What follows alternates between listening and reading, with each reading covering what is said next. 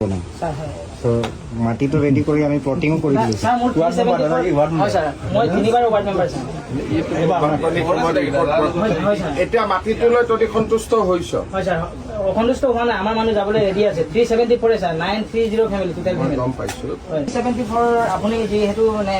কিবা ঠিকঠাক কৰি দিছে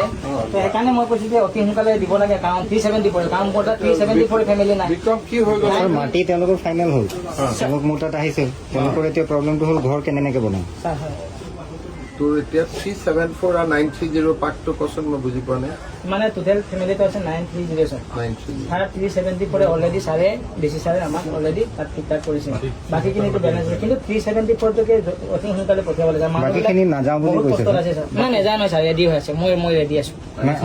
মই যোৱাৰ লগে লগে মানুহ যাবই লাগিব কাৰণ আমি নেতৃত্ব লৈ আছো স্যাৰ আপোনালোকে দুজন বিধায়কে জানে ডিচি সাৰে জানে প্ৰতিটো মুহূৰ্তত মই খবৰ লৈ থাকোঁ এটা মোৰ মানুহৰ বহুত কষ্ট স্যাৰ তাৰ জীৱিকাৰ উপাৰ্জনৰ পৰা মানে তই গ'লে বাকীখিনি যাব চব যাবই লাগিব স্যাৰ কাৰণ আমি বাকী গ'লে মাটি আছে আমাৰ আছে তেতিয়াহ'লে তই উঠ স্যাৰ ৰেডি আছো আপুনি দিয়ক আপুনি এক ঘণ্টা কি লাগে ক তাৰ মাটিটো দিয়ক আমি যাবলৈ ৰেডি আছো মাটি পট্টাটো ডিষ্ট্ৰিবিউচন প্ৰগ্ৰেম ছাৰ চাউল খোৱা মানে এনচি আছে ছাৰ আমি কৰি এতিয়া ফাইনেল হৈ গ'ল তেওঁলোকক সেই প্লটিঙো কৰি দিলো প্লটিং নহয় পট্টা দিব কেতিয়া পাৰিব আমি ছাৰ এতিয়া এপ্লাই কৰিলে এতিয়া কৰাই মেলি দি দিব পাৰিম কৰি দে তহঁতি এতিয়া নিদোন হয় স্যাৰ তই এতিয়া আপুনি লাগি পট্টাখিনি কৰাই নকৰাই কিয় ছাৰ তেওঁলোকৰ পৰা আমি বিচাৰিছিলোঁ তো তেতিয়া নীতিনে মোক তেওঁ আহিয়ে থাকে ছাৰ আমি কথা পাতিয়ে থাকোঁ তেওঁ মোক লিষ্ট দিলে যে 374 আহিব বাকী নাহে চ' আমি 374ৰ কাৰণে তেতিয়া ৰেডি কৰিলোঁ বাকীখিনি স্যাৰ একদম নদী কিনাৰত দিছে নদী কিনাৰতো নালাগে ভিতৰৰ খিনি যিখিনি দিছে সেইখিনি ৰেডি হৈ আছে মানুহবিলাক কাৰণ একেই অৱস্থা হ'ব স্যাৰ এইটো যিহেতু গৰা কিনাৰ পানীত গৈ আকৌ পানীতে থাকিব লাগিব হয় স্যাৰ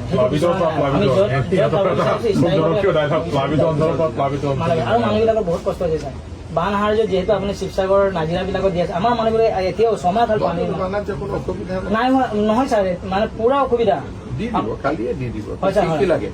স্যাৰ আমাৰ এতিয়া মানুহবিলাকৰ কি আৰু আপুনি বান সাহাৰ্য দিব লাগে অৰ্থনৈতিকভাৱে একেবাৰে জৰুৰী এতিয়া মানুহে মাছ মাৰি খাব নোৱাৰে আপোনাৰ ফৰেষ্টাৰে মাছটো মইতো ফ্ৰী মাৰিব দিম চিন্তা কৰিব কাম নাই নেকি মাছৰ স্যাৰ ডেপো ছাৰে আমি একো নাজানে কালি আহিছে তেখেতে আহি পেলাই একদম মানুহবিলাকক যাকে মাছ ধৰা পাইছে তাকে সুমিয়াই দিছে